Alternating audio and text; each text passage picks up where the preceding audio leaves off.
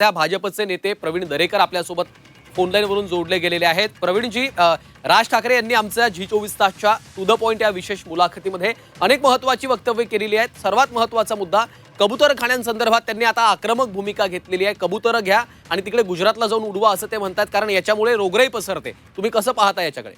नाही, या संदर्भामध्ये भारतीय जनता पार्टीने सरकारने स्पष्ट भूमिका घेतलेल्या मध्यम मार्ग काढण्याचं ठरवलेलं आहे।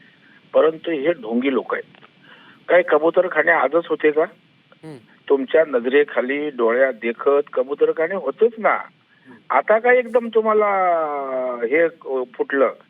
त्याच्यामुळे आता निवडणुकीच्या तोंडावर असे विषय आणायचेत आणि त्या ठिकाणी मराठी मतदारांना आपल्याला प्रभावित करता येते का? केविलवाना दुर्दैवी प्रयत्न आहे। छटपूजेच्या बाबतीत तेच आहे। आपल्या आजूबाजूला उत्तर भारतीय आपले पार्टनर असणार, मित्र असणार, त्यांच्याशी आपले सलोख्याचे संबंध आणि त्या ठिकाणी त्या एका पर्टिक्युलर जातीच्या विरोधात अशा प्रकारचं बोलणं मला वाटतं हे लोकशाहीला त्या ठिकाणी अभिप्रेत नाहीये। आणि त्याच्यामुळे मला वाटतं मराठी माणसांचं काय सांगता, मराठी माणसांचं मराठी माणूस हद्दपार झाला। कोणामुळे झाला? मराठी माणूस मुंबई बाहेर गेला का? आपल्याला मुंबईत घरं निर्माण करता आली नाहीत? आज त्या ठिकाणी देवेंद्र फडणवीस साहेबांनी अभिद्यानगर असेल, वरळी बीडीडी असेल, आदर्श नगर असेल, गोरेगाव असेल, आज करतात ना मराठी माणसांसाठी। आज क्लस्टर डेव्हलपमेंट रमाबाई आंबेडकर नगरचं आज मोठ्या प्रमाणावर SRA विकसित त्या ठिकाणी होते आणि कालबद्ध कार्यक्रम केलाय। आपण का करू शकलो नाही? केवळ तोंडाची वाफ दावडायची, याच्यापेक्षा काही करू शकत नाही।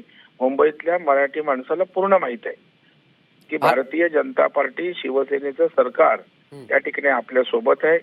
मराठी भाषेला अभिजात दर्जा कोणी दिला हो?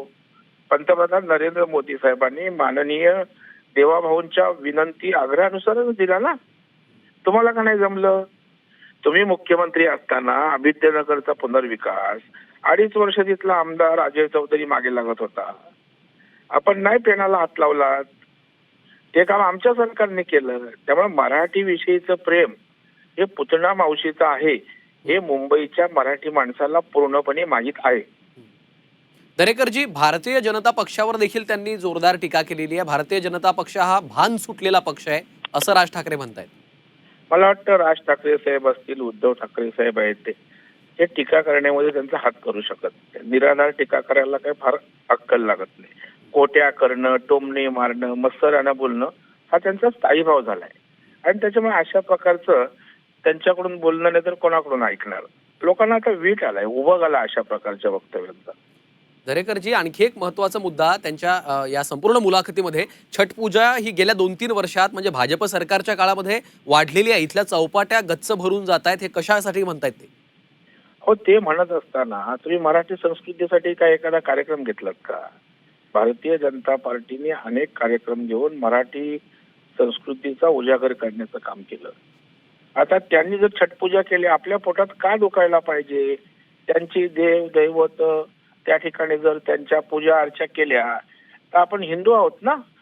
या देशामध्ये हिंदू देव दैवत यांचा सन्मान केला तर वाईट वाटायचं काय कारण आहे? ते देश बांधव आहेत ना आपले। ठीक आहे प्रवीण दरेकरजी, धन्यवाद। आपण G24 तासशी बातचीत केली आणि या प्रतिक्रियेसाठी